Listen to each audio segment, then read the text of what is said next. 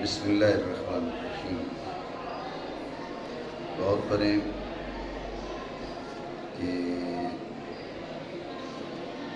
تصور کی تقسیم کی، تصور کی دو قسمیں، بدیہی اور نظری۔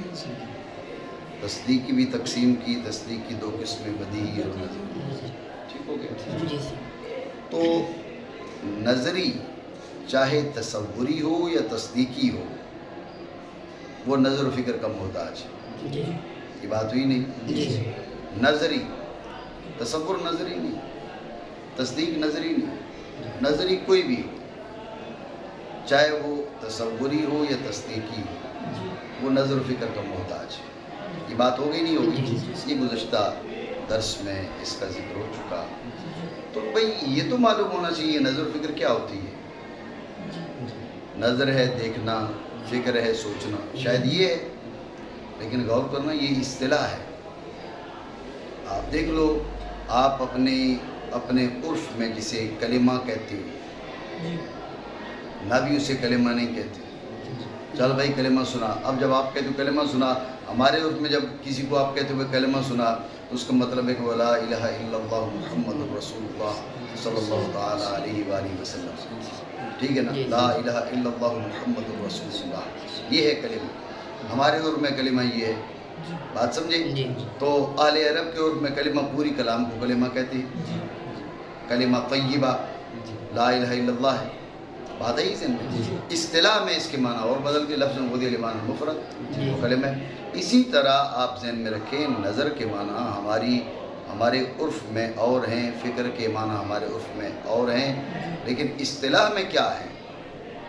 مصنف رحمہ اللہ تعالیٰ فرما رہے ہیں کہ جب بات یہ چل پڑی کہ نظری چاہے تصوری ہو یا تصدیقی ہو، نظر و فکر کا محتاج ہوتا ہے، تو اب یہ تو جانو نظر و فکر کیا ہے۔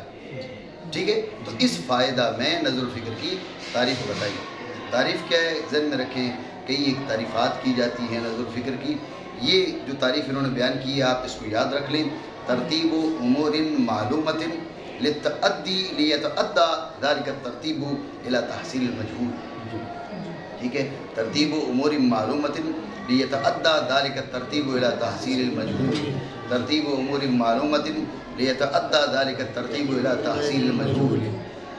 امور معلومہ کو ترتیب دینا تاکہ امور معلومہ کو ترتیب دینا تاکہ وہ ترتیب مجہول کو حاصل کرنے تک پہنچا دے، مجہول کی رسائی اس کے ذریعے ہو، وہ مجہول کی تحصیل کا ذریعہ بنے۔ مزید بات کرتے ہیں، خلاصہ سمجھے نہیں سمجھے؟ جب تم نے جان لیا جو ہم نے ذکر کیا کہ نظریات مطلقاً مطلب تصوری ہوں یا تصدیقی ہوں، محتاج ہیں نظر و فکر کی جانب، تو ضروری ہے تمہارے لیے کہ تم جانو نظر کے معنی۔ تو میں کہتا ہوں نظر، اب کہا نا نظر کے معنی جانو، تو ہم نے کہا بھی نظر کے معنی تو ہم کو معلوم ہے، دیکھنا۔ ٹھیک ہے؟ تو کہا النظر فی اصطلاحہم، یہاں پر ہم اس کے اصطلاحی معنی بیان کرنا چاہ رہے ہیں، یہاں پر ہم اس کے اصطلاحی معنی بیان کرنا چاہ رہے ہیں۔ نظر ان کی اصطلاح میں ذہن میں رکھیں، عرف اور اصطلاح میں فرق یہ ہوتا ہے کہ عامت الناس کا جو عرف ہے وہ عرف کہلاتا ہے، اور ایک مخصوص قوم کا جو عرف ہے وہ اصطلاح کہلاتا ہے۔ ٹھیک ہے نا؟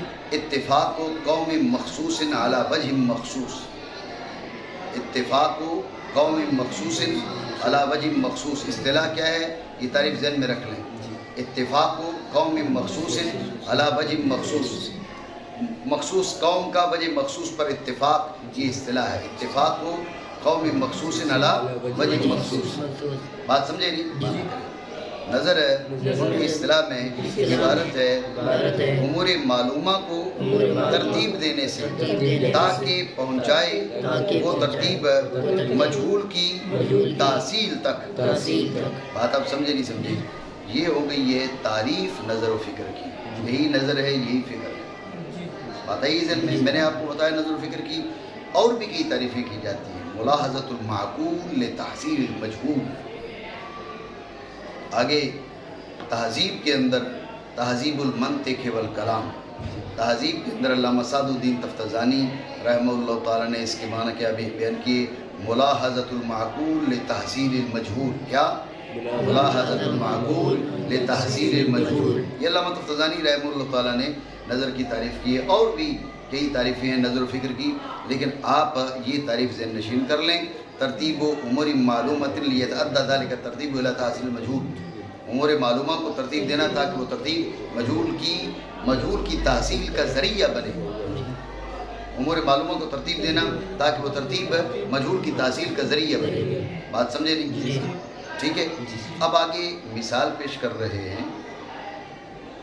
غور کرنا، یہ نظر و فکر تصور میں بھی ہوتی ہے، یہ نظر و فکر تصدیق میں بھی ہوتی ہے.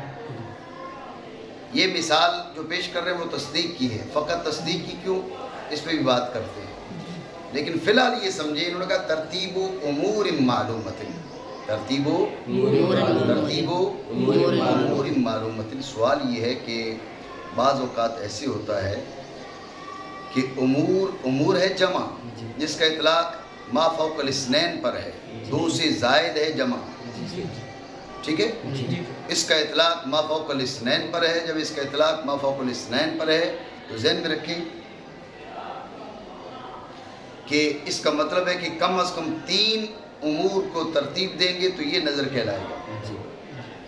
بعض اوقات ایسی ہوتا ہے کہ 2 چیزوں کو ترتیب دے کر مجہول تک رسائی ہو جاتی ہے. جیسے الحیوان الناطق، انسان. الحیوان الناطق، الحیوان جنس، الناطق اس کی فصل. ان دونوں کو ملایا، جنس سے قریب اور فصل قریب کو ملایا تو اس کی حد تام حاصل ہو گئی، ہم کو مجہول تک رسائی ہو گئی. اب ترتیب و امور معلومات نہیں ہے، ترتیب و امرین معلومین ہے. تو تعریف جامع جمیل افراد کا یہ اعتراض ہے. دوبارہ سمجھیں توجہ سے. میں نے آپ کو بتایا کہ آگے گفتگو ابھی ہوگی، کیونکہ انہوں نے فقط تصدیق کی جو ہے نا، وہ تصدیق میں نظر و فکر کی مثال پیش کی، تصور میں نظر و فکر کی مثال پیش نہیں کی. اس پہ گفتگو سے پہلے آپ یہ بات ذہن میں رکھ لیں. انہوں نے کہا ترتیب و امور معلومات. ترتیب و امور معلومات. اعتراض کی اجمالی تقریر یہ ہے کہ یہ تعریف جامع نہیں ہے. تفصیل اس اجمال کی یہ ہے کہ بعض اوقات ایسے ہوتا ہے، امور ہے جمع، ما فوق الاثنین پر اس کا اطلاق ہے، لیکن بعض اوقات ایسے ہوتا ہے کہ جو ترتیب ہے وہ 2 امروں میں ہوتی ہے. جیسے آپ کو بتایا الحیوان الناطق. جی الحیوان الناطق، یہ 2 امرے، یہ امرین معلومین، ان میں ترتیب دی تو یہ انسان تک رسائی ہو گئی. ترتیب و امرین معلومین. اب تعریف اس کو شامل نہیں ہے. نظر و فکر بعض اوقات 2 سے زائد امروں میں اس کو تو شامل ہے.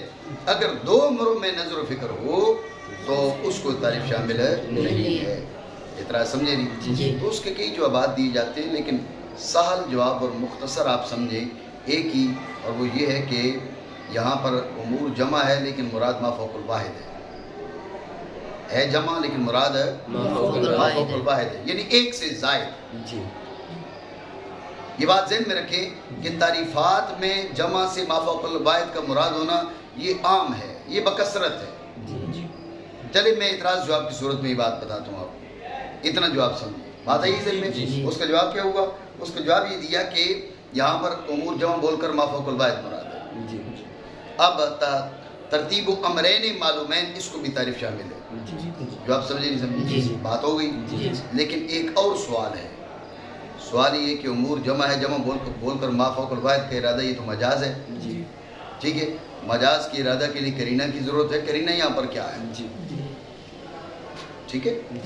ترتیب امور معلومات، امور جمع ہے، جمع بول کر 2 کا ارادہ، یہ ما فوق الواحد کا ارادہ، 2 کا نہیں کہیں گے، ما فوق الواحد کا ارادہ یہ مجاز ہے، اور مجاز کے لیے قرینہ کی حاجت ہے. قرینہ کیا ہے؟ نیز تعریفات کے اندر مجاز وہ کبھی ہوتا ہے، تو یہاں پر کیسے آپ نے مجاز کا ارادہ کر لیا؟ یہ اعتراض ہے. تو اس کا جواب وہی ہے جو میں پہلے اشارہ کر رہا تھا کہ تعریفات کے اندر جمع سے مراد ما فوق الواحد ہونا یہ بکثرت ہے. تعریفات کے اندر جمع سے ما فوق الواحد مراد ہونا. آپ قافیہ کو اٹھا کے دیکھ لیں، پورے قافیہ کے اندر تعریفات میں جہاں پر بھی جمع ہے مراد ما فوق الواحد ہے. ٹھیک ہے نا؟ اس کی ان گنت مثالیں لا تعد ولا تحصی مثالیں. کہ جہاں پر تعریفوں کے اندر جمع بول کر ما فوق الواحد، تو یہ اس قدر کثیر اور شائع ہو گیا کہ اس کے لیے فقط تعریف میں جمع کا تعریف میں وارد ہونا کافی، الگ سے کرینے کی ضرورت نہیں ہے. بات سمجھے نہیں سمجھے؟ ٹھیک ہو گیا. اب اس نے کہا بھئی تعریفات میں مجاز کبھی ہوتا ہے. مجاز وہ کبھی ہوتا ہے کہ جس کی طرف انتقال ذہن میں سہولت نہ ہو. جب انتقال ذہن میں سہولت ہو تو وہ اس میں کوئی قباحت نہیں. بات سمجھے نہیں؟ ایک بار پھر سمجھیے اعتراض اور جواب. اعتراض یہ کہ امور جمع بول کر آپ نے ما فوق الواحد کا ارادہ کیا، یہ مجاز ہے، اور مجاز جو ہے اس پر اس کے ارادہ کے لیے کرینہ کی حاجت، یا کرینہ کون سا ہے. نیز تعریفات کے اندر مجاز کا ارتکاب تو کبھی ہے، آپ نے مجاز کا ارتکاب کیسے کر لیا؟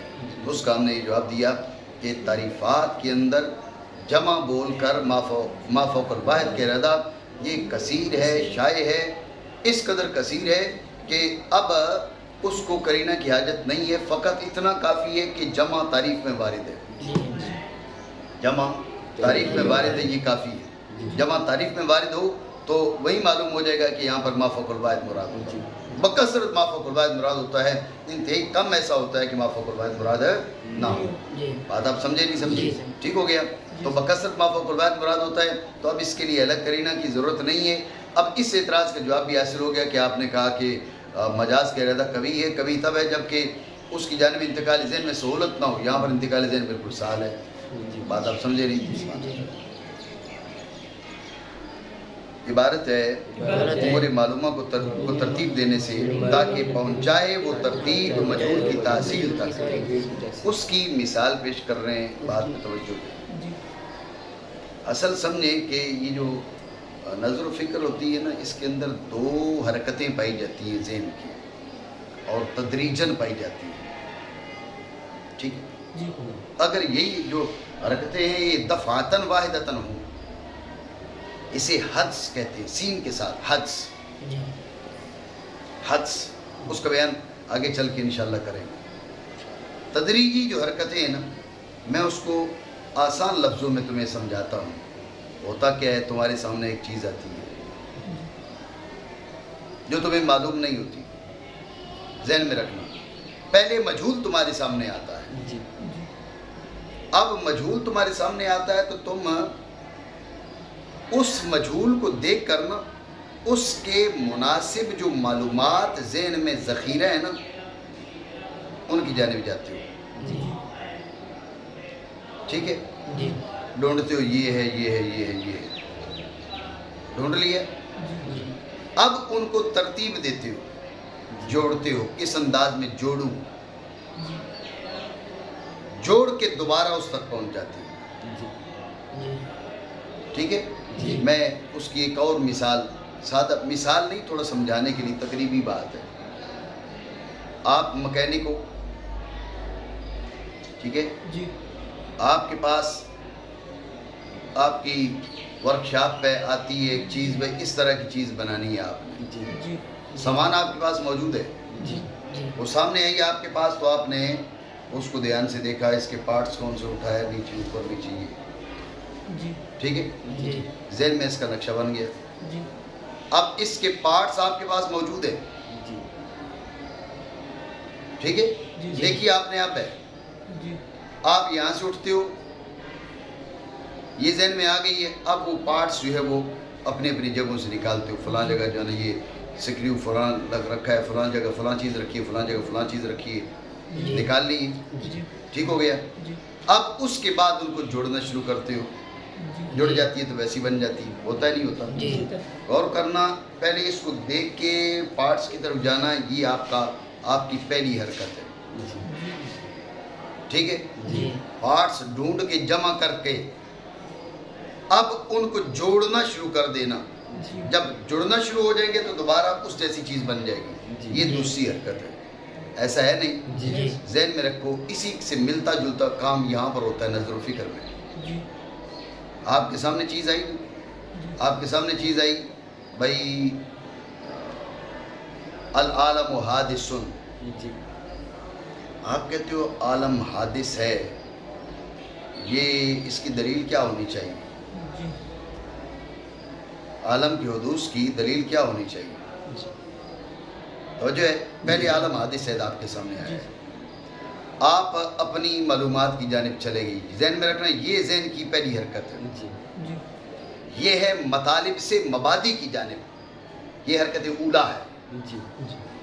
اب وہاں آپ تلاش کر رہے ہو، آپ کہہ رہے ہو عالم موجود ہے، موجود ہے تو حادث نہیں، یہ غلط بات ہے، یہ ٹھیک نہیں۔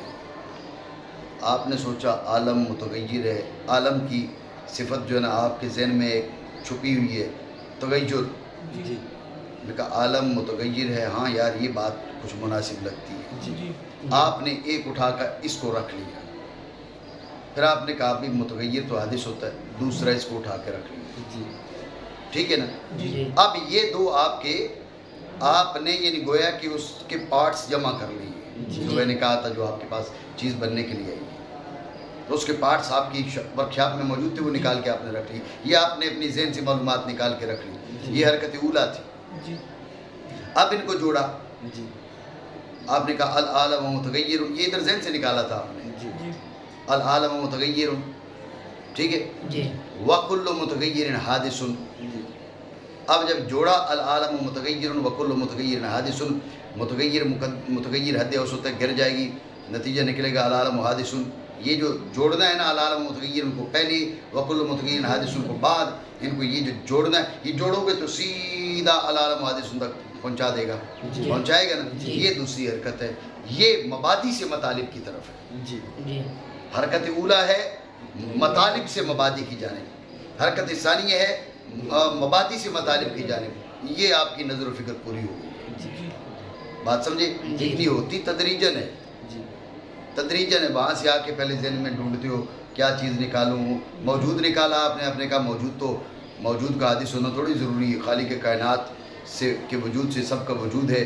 وہ خالق کائنات ہے، واجب الوجود ہے، قدیم ہے، ازلی ہے، ٹھیک ہے، تو بات وجود کی نہیں ہے، آپ نے کوئی اور چیز ڈھونڈی، سمجھے بات کو؟ تو ڈھونڈتے ڈھونڈتے آپ تغیر پر پہنچے، آپ نے کہا یہ بات مناسب لگ رہی ہے کیونکہ متغیر حادث ہوتا ہے، ٹھیک ہے نا؟ یہ رفتہ رفتہ آپ کو یہ ملا، یہ ہے تدریجی فکر، تدریجی حرکت، پھر آپ نے اس کو جوڑا تو پھر تدریجی حرکت دوسری ہے، میری بات آپ سمجھے نہیں سمجھے؟